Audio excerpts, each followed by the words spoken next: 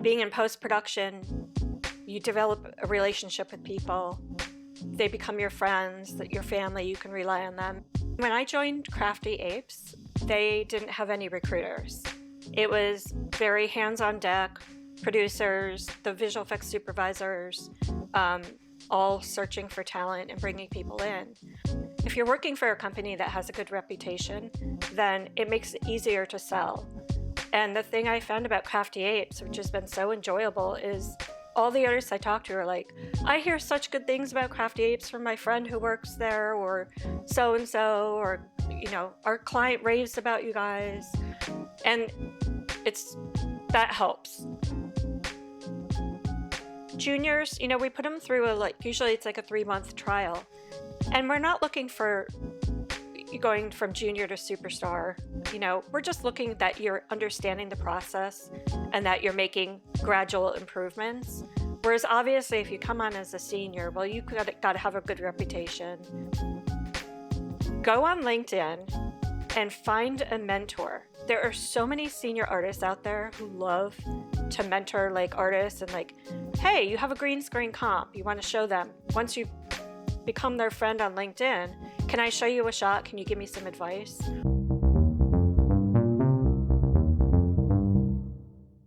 Hi, and welcome to the VFX Artist Podcast. This week we have Melissa Blakey, who is from Crafty Apes in Los Angeles. And she's a recruiter, and she's here to tell us a little bit about her career and, of course, her advice for people that want to get into recruitment in VFX or VFX artists looking to getting recruiters good books. So thank you so much for coming on the show, Melissa. Thank you for having me. It's great to be here. It's a pleasure. So did you come into VFX after working in recruitment, or did you get into recruitment after working in VFX, or did you do something completely different? How did you...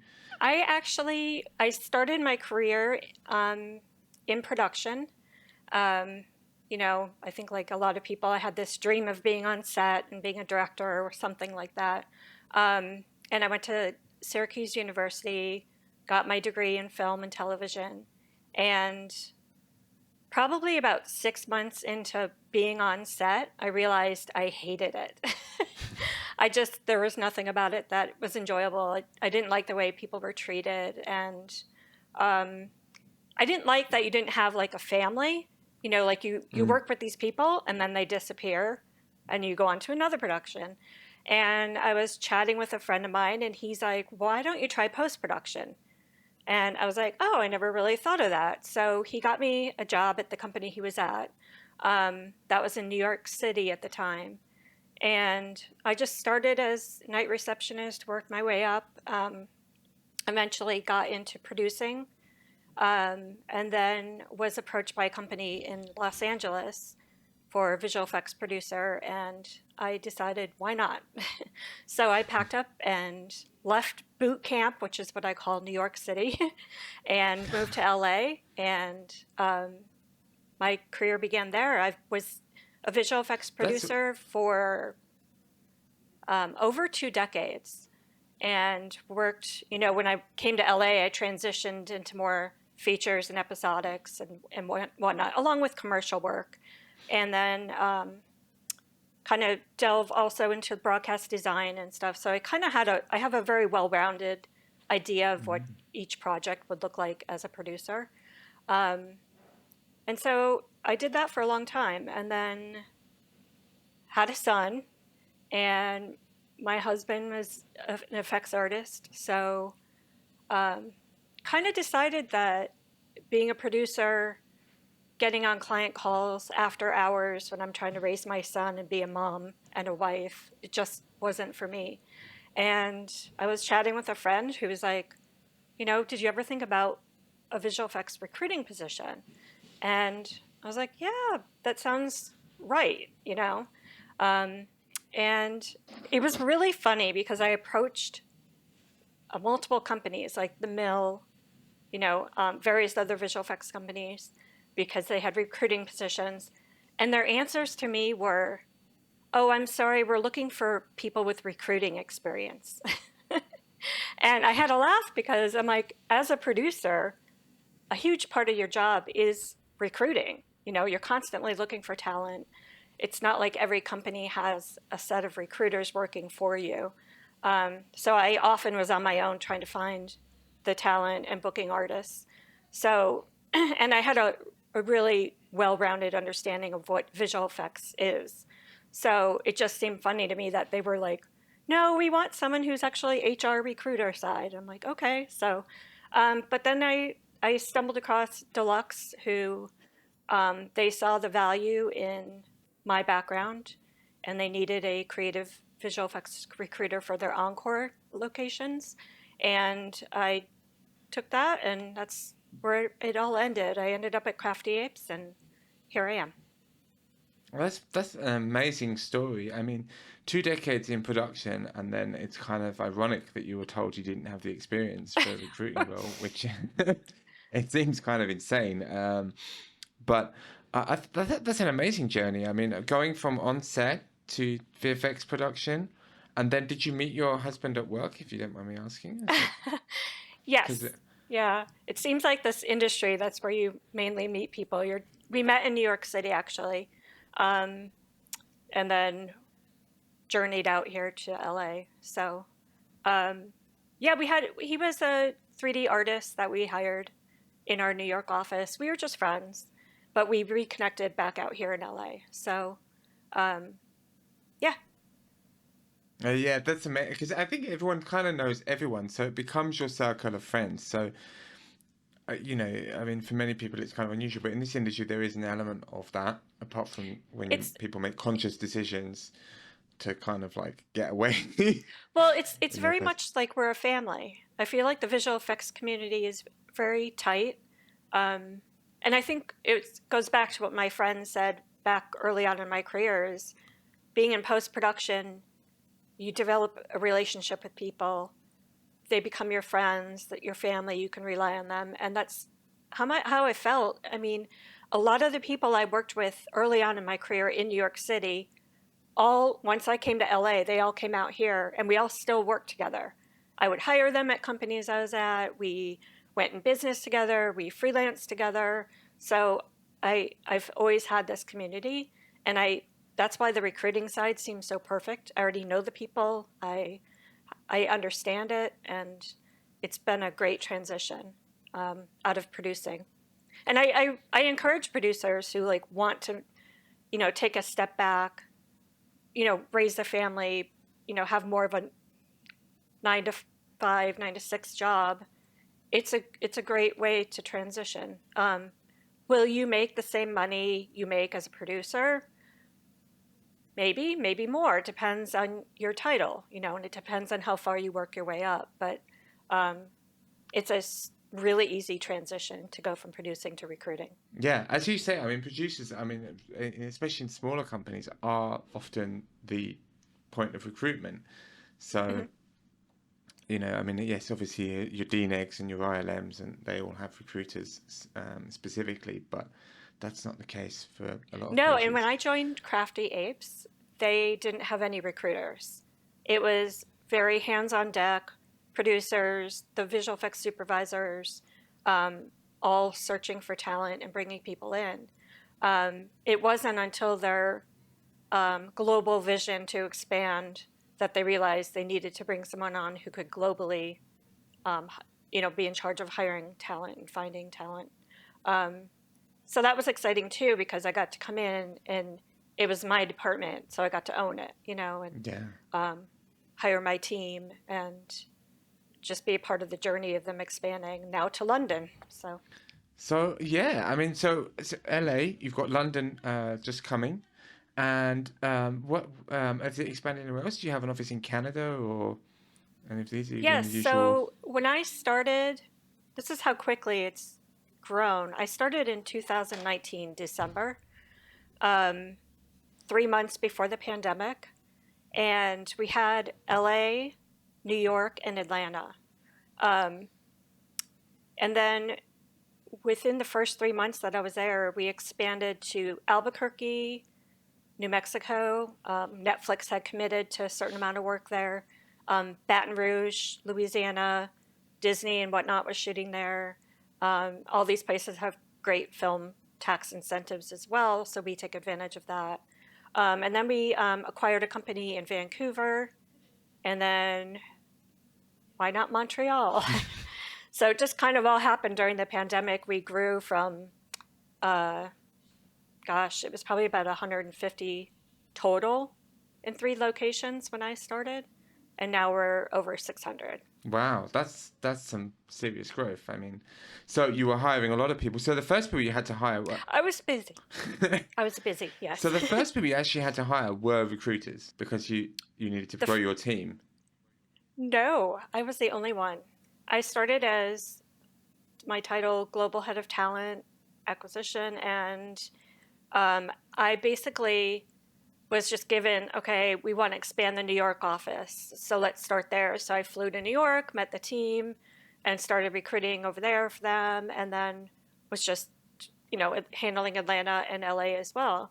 Um, and then when we, had to suddenly hire people in Baton Rouge, well, that was a challenge. Albuquerque and Baton Rouge, because those aren't markets you normally have talent living in.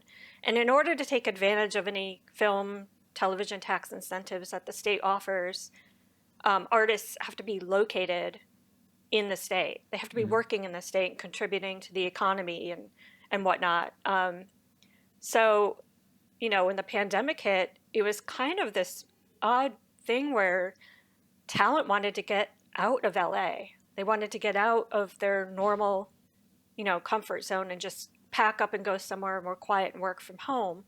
So I actually transitioned and relocated about 10 artists from various locations around the country, including one guy from Japan, to Louisiana. So that was a challenge, but fun, trying to grow, markets where you don't typically have the artists. Like Atlanta, we all know the team there. We know who's there. In New York, I know who's there. In LA, so that was a challenge. Vancouver was pretty easy. It's such a big market in Vancouver and Montreal, and there's so much talent there, as well as in London and LA. So those aren't as challenging. But we built that team in Baton Rouge. It was going to just be a small, mighty 15 to 20 people, and now it's around 35 and growing. So Wow. So yeah, 7 locations now, adding on 8 for London, which has not officially launched yet, but will in March. That's awesome. And so, yeah, so you're as we speak, you're pretty heavily involved in recruiting for London. So have you been to London? Are you? I have not been to London, but I do see it in my future. Yeah, I think for New Yorkers, I think more. I think it probably. I shouldn't move while I'm. But I think it's more familiar to New Yorkers than to people from LA. I just feel like there's certain you can tell from even just comedies and shows and kind of humor. There's a similar kind of vibe going on. Maybe I mean New York's obviously 24 hours, Definitely. and London weirdly closes early. I'm an East Coast girl. I grew up in Connecticut, and I lived and worked in New York, so I do feel like it's more of that London vibe, kind of a little bit sarcastic, Mm, and hardworking. It was funny because when I lived in New York, I do call it boot camp because it was like a hard knocks like lesson on how to be a good worker and how to be a good employee and get your job done and be on time and never leave people waiting. And I transitioned to LA, which I had only been one time before to visit someone, and it was like I felt like I was running circles around people and everybody was in slow motion. And one time, one of my coworkers, she just looked at me and she goes, you can slow down a little. You're not in New York anymore. And I'm like, oh, I'm like, okay. It just felt like less of an urgency. People took more time to actually talk to each other and, you know, be people. And in New York, it was very much, no, you get your job done, stay till 5 a.m. if you have to deliver the show. Not that I didn't do that here in LA and you don't work hard in LA. It was just a different sense of urgency. mm. So I was glad I had that experience to bring with me in my career. Yeah, I think it's always good to start with I guess, the hardest place, and then everything, you just feel grateful, don't you? You have that sense of gratitude when you're allowed to slow down, or if you move to a facility where, they do try to work more normal hours, and you've come out of somewhere where you've been doing lots of late. You just have this massive gratitude to that. And I think you kind of keep that with you, and the whole time, even if other artists might be moaning or something, you kind of are like, well, you don't know. You don't know Yeah, what you've got. and a lot of what I learned I brought into recruiting too. It's like, I have my list. I'm as a producer, you want to check off things on your list. You just want to cross it off and move on to the next thing. What was interesting about recruiting is it's not like you're delivering a project. So you're never crossing it. You're crossing things off your list, but then you're adding on 10 more items. So it always became like I finally had to like teach myself, okay, I'm always going to have a list, and that list is just going to keep growing, and I just have to learn to go with it. Um, but that was the big difference. As a producer, I'm sure many producers out there will get that. Like, you want to have your list crossed off, and then when it's done, you throw it in the trash and you move on to the next one. I've always interested in actually recruitment in VFX because from your angle, I mean, before we get into like the artist's point of view, but what I've also noticed in production is very often you want to get some artists on a show, but then the show maybe isn't confirmed, or the work isn't confirmed, or the amount of shots that you're going to have as a vendor are variable, and you're in this position where you really need very good people and possibly a lot of very good people in certain Mm-hmm. roles, and you're not 100% sure if you need those roles at all. So you're in this position where you probably need to talk to a lot of people, I don't know, to do roto or match move or compositing, but then maybe you don't need any. Or maybe you need 10, or maybe you need 100. And I feel like as a recruiter, that must be very challenging. Yeah, it is challenging. I feel like maybe part of it is my experience in visual effects made it a little easier for me because I knew what to look for. When I started recruiting for Deluxe, I was given the encores Vancouver, Atlanta, and Burbank. And they were very much that, okay, you have your full on 3D department. You've got modeling, you've got rigging, you've got animation, you've got um, character effects, and so on. And so for me, that was challenging because I had always worked in companies where you pretty much you had generalists and your compositors. And I didn't deal with a lot of like 3D pipeline visual effects scenarios. Um, so that took a little bit of learning curve, but it happened pretty quick. I caught on to what was needed. Um, and then when I transitioned to Crafty Apes, they were very much, okay, we're looking for generalists. So that almost felt more overwhelming for me because it's harder to find a really good generalist who is very well rounded and can composite and jump on nuke if needed. Um, that was the challenge. It was almost easier having these big visual effects pipelines. Plus, if a show is wrapping at a company, say Sony is wrapping, in production, there's a lot of artists that are becoming available unless they're rolled onto another show. But if that show hasn't committed yet, like you're saying, if clients haven't, signed the dotted line yet, then um, everybody's suddenly scrambling and looking for work. So yeah, it's challenging. I'd say the most challenging time was during early 2022 when it was like a frenzy and everybody in the world was working 24/7 and everybody was booked and competition was really really tight. It was stiff. It was people were like asking for more money. It was just like bidding wars against artists. So that was crazy. That's when I finally got to bring on another recruiter and a coordinator to help out um, just to get through that. But we did it. We hired like 200 people in 2022. So it was uh, challenging but doable. I think the other thing too is just like, what's your reputation as a company? If you work if you're working for a company that has a good reputation, then it makes it easier to sell.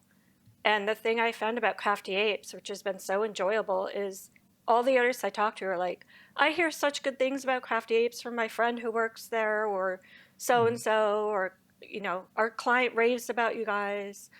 And it's that helps. It's like just word of mouth, and knowing that people enjoy our culture here is already a foot in the door. Absolutely, because I mean, every artist has the same feeling when a recruiter gets in touch with you, which is the company. And there are companies that have a great reputation for projects. There are companies that have a great reputation for how they treat staff. Companies that have a reputation that is great for both. Some that are terrible for one and good for the other, and some that are terrible at both. And Right. depending on which one you get in touch, you have to make the calls and the balance, and you have to sort of weigh it up in your head. But it's quite interesting how important reputation is, right, for individuals and companies. Oh, yeah, it is. And it also, like, as a recruiter, like, the last thing I want anybody to think of me is like, oh, I'm a salesperson, because I'm not a salesperson. So I have to really like my company I'm working at, and feel like I have really good things to say about it, um, to sell it. And I do feel that way with Crafty Apes. Like, I know the reputation, I know the people. I've never worked at a company that, like, we can connect. I can connect with people at any location, and there's no ego. Everybody's on the same playing field. Everybody's treated with respect, and it's been an easy sell for me going in as a recruiter. A little less so at my prior employee, because the reputation was 50-50. People either loved it or they hated it. So it was, a mixed bag when I was recruiting.